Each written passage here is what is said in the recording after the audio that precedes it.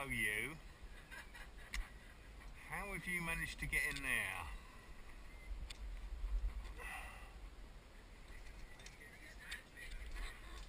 Right, I've got a couple of screws underneath which I'm hoping will be able to release the plate. I mean, yeah, no, I mean it's better safe than sorry, I say, you know.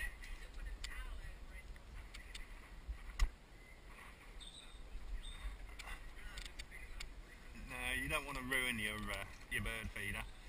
You're going to help it. It's okay.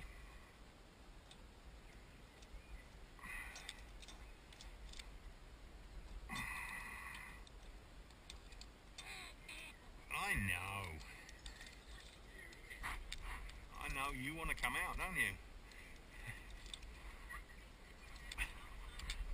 I bet he was, yeah.